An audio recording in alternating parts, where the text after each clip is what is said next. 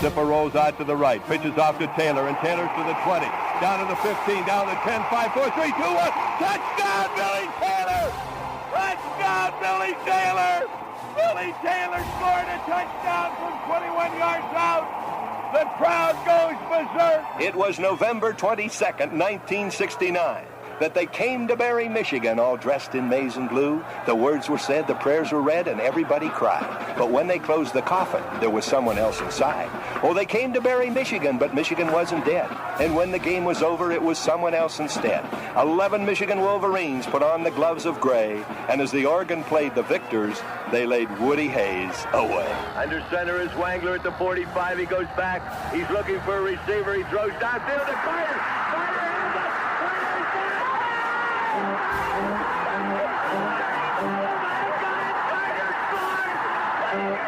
Who's got it better than us? Nobody!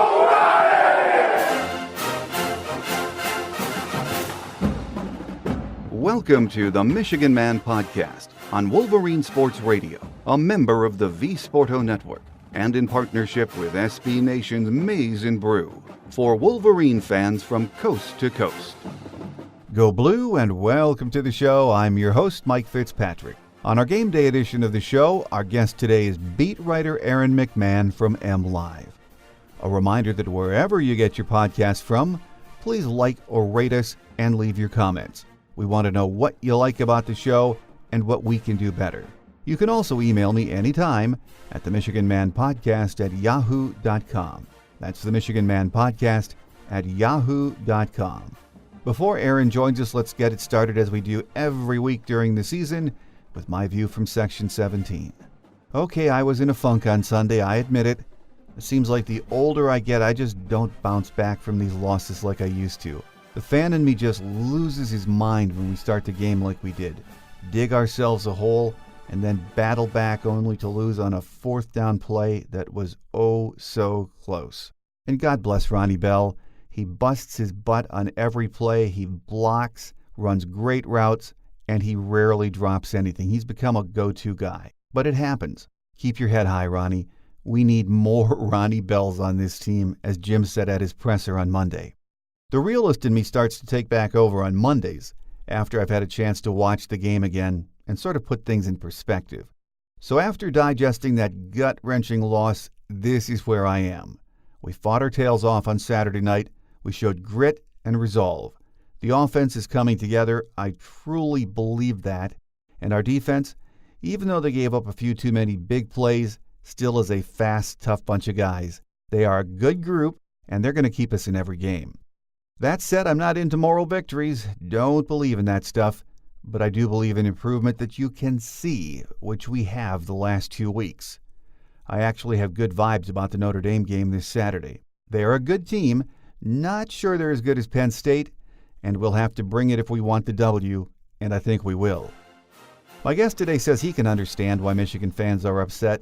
This was a season of such high expectations, and so far, it has been a struggle.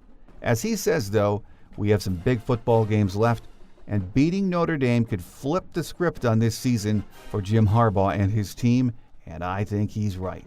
Up next is beat writer Aaron McMann from MLive, here on the Michigan Man, in partnership with our friends at SB Nation's Maize and Brew.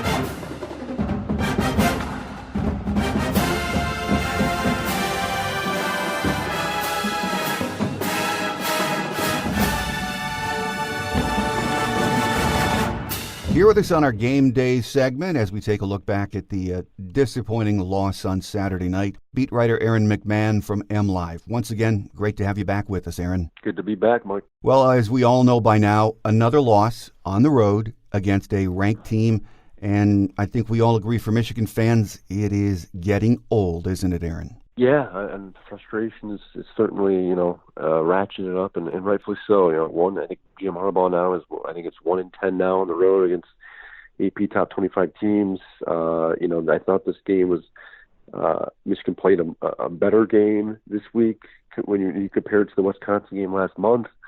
But the result is still the same. A loss is a loss, and Michigan now, enters, Notre Dame week with a 5-2 record, and a lot of unknowns at this point. As we said, there were a lot of things to like about how the team played in Happy Valley, but the bottom line is it was a loss, and I think right now, 5 years into the program, people are well past moral victories, aren't they? Oh, absolutely. And, in a way, I think, Jim is too. He may not, say it. He's going to try and, spin things positively, and that's obviously part of his job. But he was brought here to win football games and win big football games, and they largely have not been able to do it, at least on the road. Then I think that's the difference between a good football team and a great football team, is not only winning the games you're supposed to win, but then winning the big games on the road, or at least winning half of them, and they just haven't been able to do it, and that's. So far, I think that's been, it's been the detriment of Jim Harbaugh's tenure here in Ann Arbor. Well, again, we saw improvement in many areas, especially on the offensive side. The team is still making way too many undisciplined mistakes, and the way the game started sort of gave you bad vibes right away, calling a timeout on the first play, which was absolutely crazy, wasn't it? Yeah. I mean, the vibe in there in State College is obviously it was loud one, as it usually is for those night games, with the whiteout and everything. It was loud, so I'm assuming it was difficult to hear in the field. But, that was something we were told going into the game that Michigan was going to work on, and they weren't going to have any issues with. I mean, they played this before. This isn't the first time they played in a hostile environment. Notre Dame was real loud last year. They did play at Wisconsin last month, and it was loud then too. So, they got off to a bad start, right away, like you mentioned, and that I think kind of went into their early hole there in the first half to kind of put them behind the 8 ball. Well, that is sort of the common theme against these highly ranked teams or ranked teams on the road, Aaron, is that start, the poor start. It's just something you scratch your head and wonder, how can you not turn that around eventually? Yeah, I don't have an answer for it. I don't know if it's a preparation issue or it's just it's weird because Michigan, at least from the offensive side of the ball, they're pretty experienced. I mean, they got a lot of guys back from last year who played in big game atmospheres like this, so you'd think that they'd be more prepared going into a game like this. And like I said, they knew what they're going into. This wasn't a surprise. But I think that kind of goes to show that wins in this situation are crucial, for not only this season but in past years. And sometimes you got to learn how to win games like this.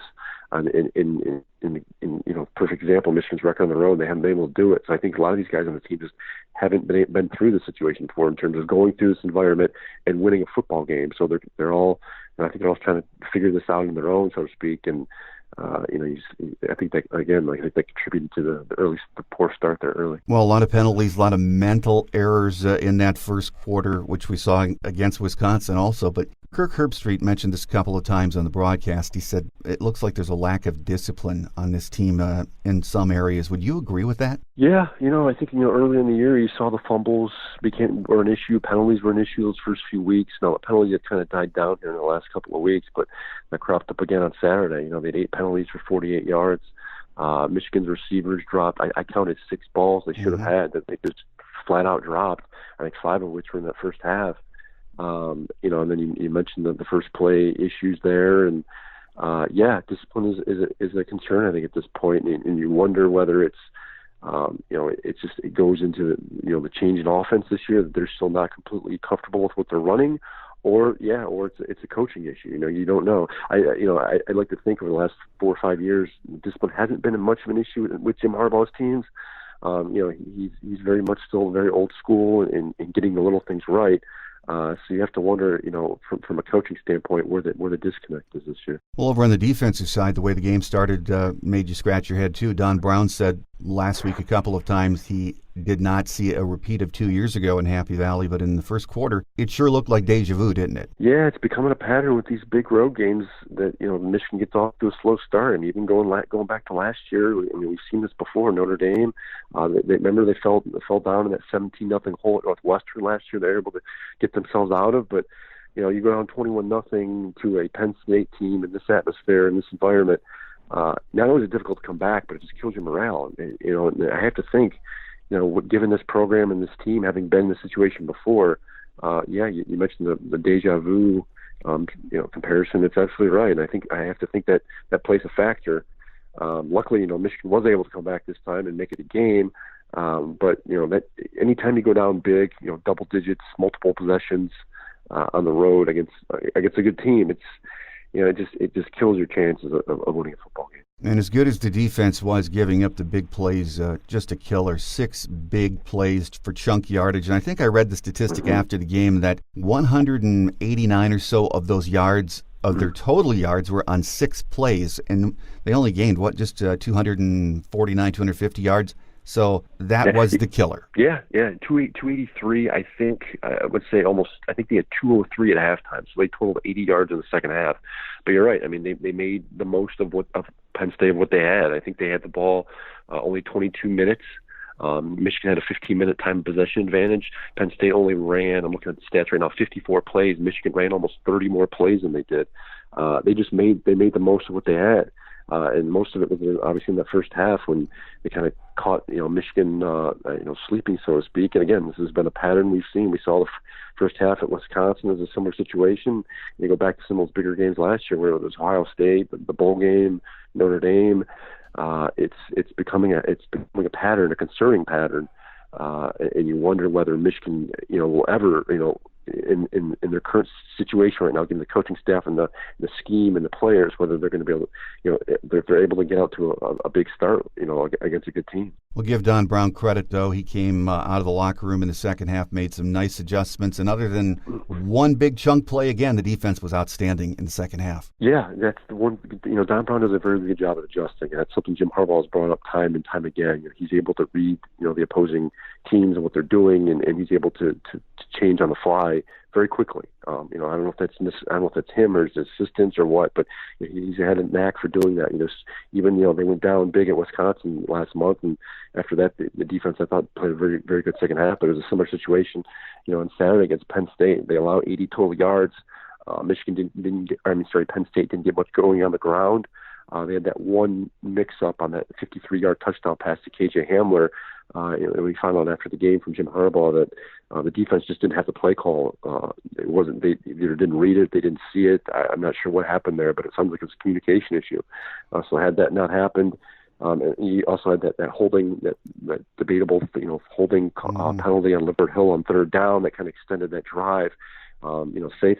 Had that not happened, Michigan may have shut Penn State out there in the second half, and it would probably, it would have ended up a tie game, or potentially could have, flipped the game. But, you can talk about, theories all day or what could have happened, whatever. But they just didn't do enough there in the first half to win this football game. Well, Aaron, other than the first quarter, I thought the offense had easily its best outing of the year. They really got better and stronger as the game went on, didn't they? They did. I thought it was Shea Patterson's best game of the year. Statistically, I think he was 24-41, 276, I think. He didn't throw a touchdown. He did throw a pick, but I thought he made some good reads. The offensive line, I thought, did a decent job of protecting for him. He was only sacked once. He was pressured maybe a handful of times. But I thought he had a relatively good game. He was able to get out of the pocket when he had to, and you saw some of that pulling from in the RPO game that maybe we thought we'd see earlier in the season. But he was effective. The running game came on as the game went on. Zach Charbonnet, I thought, had a pretty good game as well. 15 carries, 81 yards, and a couple touchdowns. They were able to get Hassan Haskins going like they thought they'd be able to. But then the distribution of football I thought was really good. I mean, they were using all the receivers. I think they had 5 or 6 receivers with at least 3 catches. Mm-hmm. So they were getting a lot of guys involved. And then this is the offense I think many of us were expecting to see earlier in the year. Well, some of us have been a little bit tough on Josh Gaddis at times this season because of the build-up and what we expected this offense to be, and probably it was going to take time to develop, and it is. He deserves credit when credit is due, and I thought he called a nice game, put Shea in really good positions in that second half especially. Yeah, I didn't think the play calling was much of an issue. They had a nice balance. They were using, like I said, they're using receivers and getting guys out in space like I think they want to. They just have enough big crucial plays, big chunk plays to get them over the hump. And you throw in the penalties on offense and the drop balls and everything else, and it just it was a combination of things. But yeah, the play calling I think was an issue. I thought Josh called a relatively good game. It's probably one of his better games in my opinion. They just didn't do enough to win the football game. No, I agree with that. Well, getting back to the offensive line for just a moment, I mean, they've been taking it on the chin from fans all year, and, some of it for good reason, but they got better as the game went on, both pass and run blocking, as you mentioned, and that was a very, very good front seven they were playing against, and even in his post-game presser, James Franklin said that Michigan offensive line was very good. They are showing signs of getting better, aren't they? Yeah, I think that the last few weeks, maybe last month, I think they've been better. They gave up, I think, 8 sacks those first 3 games, and ever since, I think they've allowed, 4 in the last 4 games. So protection-wise, they've been pretty good. I think that's one of the reasons why you saw the run game develop here in the last few weeks, especially that last week against Illinois. They are creating holes. They are moving people. They are giving Shea time to operate. It just comes down to execution. Whether it's the drop balls or maybe errant pass or maybe a misread. It's just like you said at the very beginning. It's just been each game this season has been like a different thing. Whether it was fumbles one game or penalties or drop balls this game. It's been a different thing every all season long. They just haven't been able to put together for a full 4 quarters yet. And I think once they do that, I think you'll see a much better offense. The offense I think many of us expected. The problem is it's just taking so long. Michigan's now 7 games into the season. They have 2 losses in the belt. The margin for error coming into Penn State was virtually nil. And they still, they erred, and that's why they lost the football game. Well, as we mentioned, it's 7 weeks into the season now. Do you think maybe the offense has made that turn and it is, as a whole, coming together? Yeah, I think it's, Jim Harbaugh was, I think, partially correct last week when he said, or a couple weeks ago when he said, it was making strides. If you looked at the statistics and the protections and things, they were getting better. I think folks had just, they've kind of lost their patience. They want to see this offense, at full go. We were, when Josh was first hired and came in, keep in mind, he was the one that was promoting the whole speed and space, explosiveness, moving the football, dictating games. It wasn't the media, it was him. He was through his own words and tweets. It's just taken so long. At this point, it's hard to, it's hard to find a path now where this Michigan team can win a Big Ten championship. But you're starting to see some of the playmakers utilize a little bit more. But they weren't good enough on Saturday. Penn State, I thought, made enough plays, and they had the more explosive plays. The first half, at least, they were the more explosive offense. Here with us on our Game Day segment this week, as we wrap it up for the Penn State game, is beat writer Aaron McMann from MLive. Up next, Aaron, Notre Dame, and I'm not sure if they are as good as Penn State. They look pretty darn good. They're ranked in the top 10, of course. They're 5-1. They're only lost to Georgia in a very competitive game. This is a good football team, isn't it? Yeah, like you said, one loss. They're a top 10 team, and they don't have the same personnel they had last season when Michigan, went into South Bend and lost the game. But I think they're on the very similar schemes. They have good, same type of talent. They lost by, I think, 6 to Georgia earlier in the year, and I think Georgia might be the best one-loss team in the country, in my opinion. So,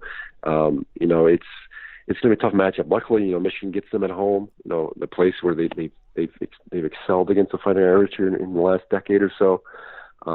Michigan came in. I think Las Vegas sportsbooks had Michigan as a slight 2.5-point favorite. So there's a feeling that Michigan can make this game a competitive one and stay close, and potentially win. And I think for the psyche of this program. And this team, I think they need this win maybe more than any other game this season. I mean, just to get back on their on their stride, so to speak, and give themselves some confidence, because the schedule doesn't get any easier as the year goes on. I think if Michigan plays like they did in the last 3 quarters at Penn State, I think they have more than a good chance to win this game. How about you? Yeah, definitely. I thought they put together, like you said, I thought the final half of football especially, I thought their offense looked as good as it has all season long, and I think that'll win them a lot of football games, especially in the Big Ten. Being at home obviously will help. And the defense, by and large, obviously has been fine. They've been prone to those big explosive plays that we've seen over the years. So if they can limit the big plays for Notre Dame, then I think they'll be okay. It'll be competitive. and you'll have a shot to win.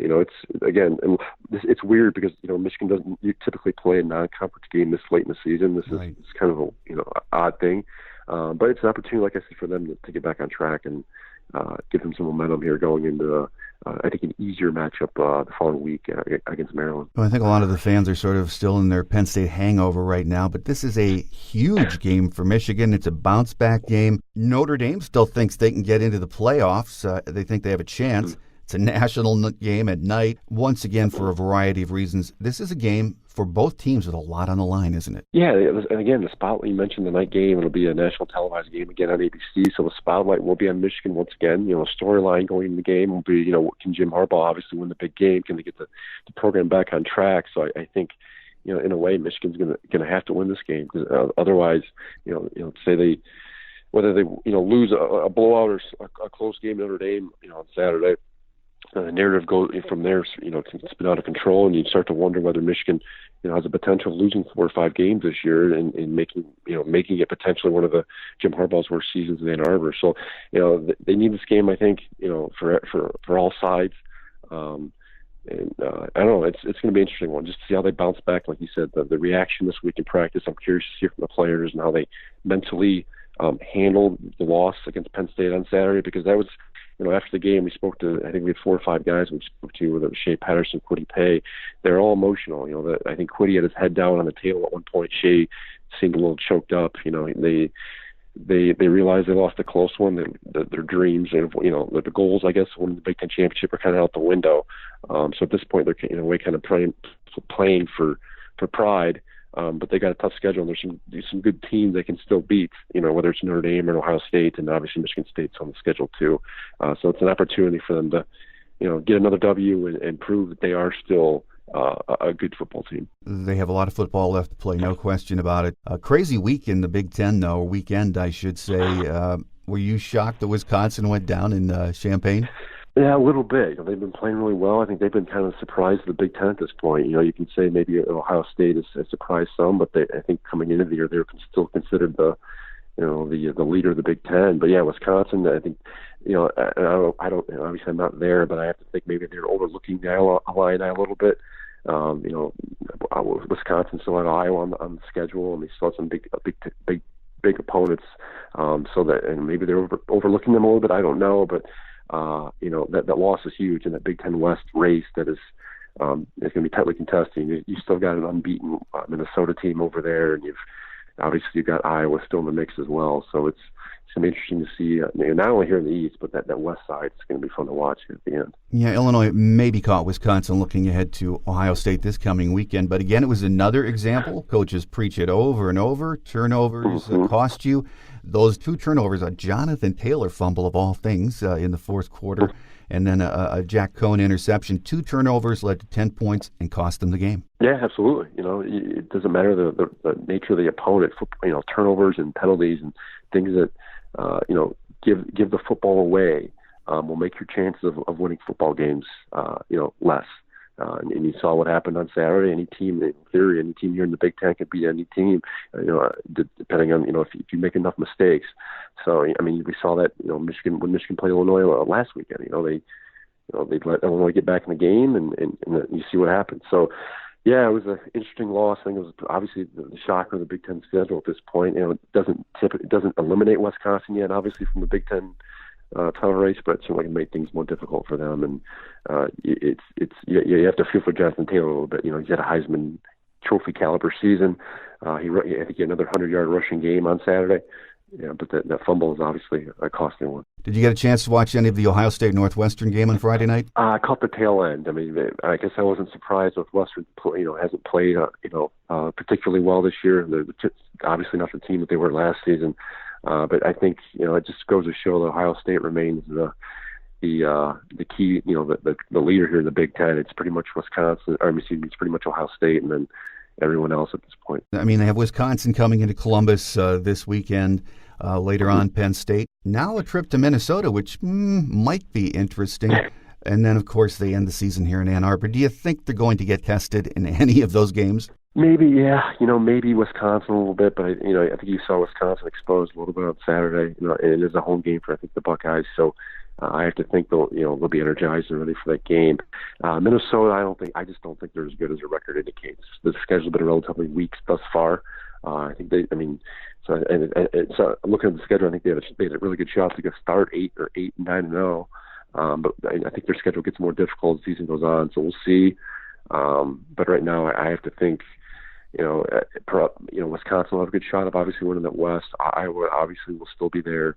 But right now it's kind of up. Minnesota's got the opportunity there to take it, but we'll see. Well, final question for you, Aaron, and this is something I'm thinking about a lot these days, probably because my listeners are emailing me and asking me this every day. If we lose this coming Saturday and then get beat by Ohio State in the finale, and of course you have other games, Michigan State coming in too, do you think Jim is going to be on the hot seat, or is he still good for a couple more years? Yeah, I have no indication at this point that Jim Harbaugh is on the hot seat from anyone at Michigan. The athletic director Ward Manuel has constantly, time and again, praised Jim. They're happy with the direction of the program, whether it's on the field or even off the field when it comes to grades. And guys don't really get in trouble much, and he runs a type sheet program, and I think they're proud of that.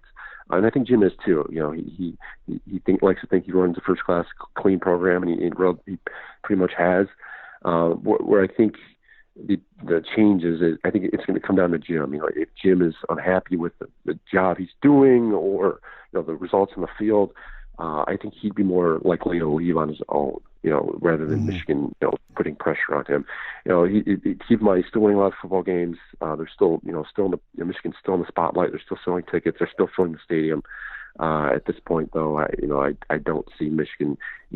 I don't have an inkling at all that Michigan has plans on even putting pressure on Jim Harbaugh at this point. Well, neither do I. And it's, of course, this Saturday night, another chance to flip the script with a huge game. Notre Dame coming in. They're ranked in the top 10, so we shall see. With us on our Game Day segment this week has been beat writer Aaron McMann from MLive. Always a pleasure to have you join us, Aaron, and we look forward to the next visit. Absolutely, Mike. Thanks for having me. Quick Hits is next as we wrap it up for another week here on The Michigan Man on Wolverine Sports Radio, a member of the V Sporto Network, and in partnership with SB Nation's Maize and Brew.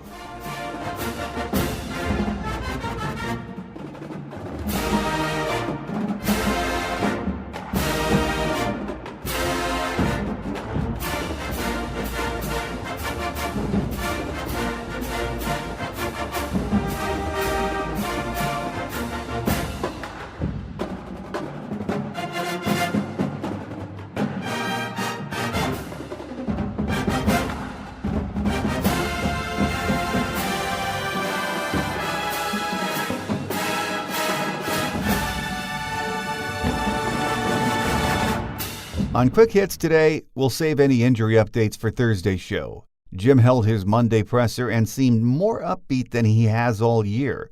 Now, I'm not sure what that means, but I think Jim feels like his team is ready to make a big leap. I do too. He said Shea Patterson is playing outstanding, even heroic. He likes the effort and resolve his team showed on Saturday, and he was proud of them. He addressed the social media attacks on Ronnie Bell after the game and said the Michigan grad who wrote the tweet was probably drunk and the next morning probably wished he never hit publish. He said he wishes he had more Ronnie Bells on his team. He knows Saturday's game with Notre Dame is a great opportunity, and his team will be ready. On Thursday's Visitors Edition, we'll update the injury situation as best we can and talk about what an incredible series and rivalry we have experienced through the years with Notre Dame. I'm trying to line up a Notre Dame guest for the show on Thursday. Don't have one nailed down yet, but we will have someone, so make sure you join us on Thursday.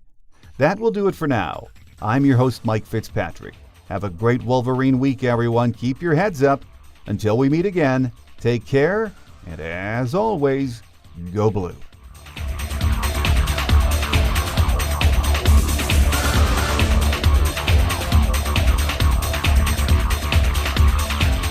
Thanks for joining us today on The Michigan Man, here on Wolverine Sports Radio, a member of the V Sporto Network, and in partnership with SB Nation's Maize and Brew. Our listener lines are open 24/7 for your calls at 313-263-4842. That's 313-263-4842. Or email us at themichiganmanpodcast@yahoo.com. That's the Michigan Man Podcast at yahoo.com. The Michigan Man Podcast is produced at the studios of Robin Lynn Productions, Allen Park, Michigan, and is not affiliated with the University of Michigan. Go Blue!